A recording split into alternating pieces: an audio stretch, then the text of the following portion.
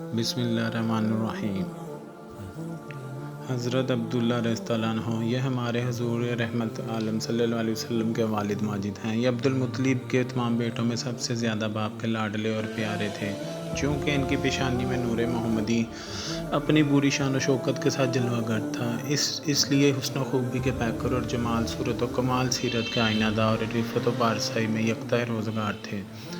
قبیلہ قریش کی تمام حسین عورتیں ان کے حسن و جمال پر فریفتہ اور ان سے شادی کی درخواست گزار تھیں، مگر عبد المطلب ان کے لیے ایک ایسی عورت کی تلاش میں تھے جو حسن و جمال کے ساتھ ساتھ حسب و نسب کی شرافت اور رفت و پارسائی میں بھی ممتاز ہو۔ عجیب اتفاق ہے کہ ایک دن عبداللہ رضی اللہ عنہ شکار کے لیے جنگل میں تشریف لے گئے تھے۔ اس وقت ملک شام کے یہودیوں کو ان کی چند علامتوں سے انہوں نے حضرت عبداللہ رضی اللہ عنہ کو پہچان لیا تھا کہ نبی آخر الزمان صلی اللہ علیہ وسلم کے یہ والد ماجد ہیں۔ چنانچہ ان یہودیوں نے حضرت عبداللہ رضی اللہ عنہ کو بارہا قتل کر ڈالنے کی کوشش کی۔ اس مرتبہ بھی یہودیوں کی ایک بہت بڑی جماعت مسلح ہو کر اس نیت سے جنگل میں گئی کہ حضرت عبداللہ رضی اللہ عنہ کو تنہائی میں دھوکے سے قتل کر دیا جائے، مگر اللہ تعالیٰ نے اس مرتبہ بھی اپنے فضل و کرم سے ان کو بچا لیا۔ عالم غیب سے چند ایسے سوار ناگہاں نمودار ہوئے جو اس دنیا کے لوگوں سے کوئی مشابہت نہیں رکھتے تھے۔ ان سواروں نے آ کر یہودیوں کو مار بھگایا اور حضرت عبداللہ رضی اللہ عنہ کو بحفاظت ان کے مکان تک پہنچا دیا۔ وہاب بن مناف بھی اس جنگل میں تھے اور انہوں نے اپنی آنکھوں سے یہ سب کچھ دیکھا، اس لیے ان کو حضرت عبداللہ رضی اللہ عنہ سے بے انتہا محبت و عقیدت پیدا ہو گئی، اور گھر آ کر یہ عزم کر لیا کہ میں اپنی نور نظر حضرت آمنہ رضی اللہ عنہا کی شادی حضرت عبداللہ رضی اللہ عنہ سے ہی کروں گا۔ چنانچہ اپنی اس دلی تمنا کو اپنے چند دوستوں کے ذریعے انہوں نے عبد المطلب تک پہنچا دیا۔ خدا کی شان کہ عبد المطلب اپنے نور نظر حضرت عبداللہ رضی اللہ عنہ کے لیے جیسی دلہن کی تلاش میں تھے، وہ ساری خوبیاں حضرت آمنہ رضی اللہ عنہ بنت وہاب میں موجود تھیں۔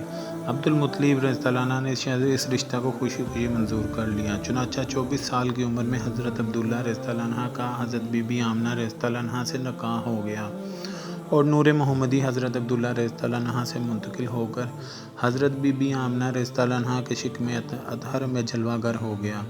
اور جب حمل شریف کو 2 مہینے پورے ہو گئے تو عبد المطلب نے حضرت عبداللہ رضی اللہ عنہ کو کھجوریں لینے کے لیے مدینے بھیجا یا تجارت کے لیے ملک شام روانہ کیا۔ وہاں سے واپس لوٹتے ہوئے مدینہ میں اپنے والد کے ننہال بنو عدی بن نجار میں 1 ماہ بیمار رہ کر 25 برس کی عمر میں وفات پا گئے اور وہیں دار نابغہ میں مدفون ہوئے۔ قافلہ والوں نے جب مکہ واپس لوٹ کر عبد المطلب کو حضرت عبداللہ رضی اللہ عنہ کی بیماری کا حال سنایا تو انہوں نے خبر گیری کے لیے اپنے سب سے بڑے لڑکے حارث کو مدینہ بھیجا۔ ان کے مدینہ پہنچنے سے قبل ہی حضرت عبداللہ رضی اللہ عنہ انتقال ہو چکے تھے۔ حارث نے مکہ واپس آ کر جب وفات کی خبر سنائی تو سارا گھر ماتم قدا بن گیا اور بنو ہاشم کے ہر گھر میں ماتم برپا ہو گیا۔ خود حضرت آمنہ رضی اللہ عنہ نے اپنے مرحوم شوہر کا ایسا پردرد مرثیہ کہا کہ جس کو سن کر آج بھی دل درد سے بھر جاتا ہے۔ روایت ہے کہ حضرت عبداللہ رضی اللہ عنہ کی وفات پر فرشتوں نے غمگین ہو کر بڑی حسرت کے ساتھ یہ کہا کہ الہی عز و جل تیرا نبی یتیم ہو گیا۔ حضرت حق نے فرمایا کیا ہوا، میں اس کا حامی و حافظ ہوں۔ حضرت عبداللہ رضی اللہ عنہ کا ترکہ ایک لونڈی ایمن جس کا نام برکہ تھا، کچھ اونٹ کچھ بکریاں تھیں، یہ سب ترکہ حضور سرور عالم صلی اللہ علیہ وسلم کو ملا۔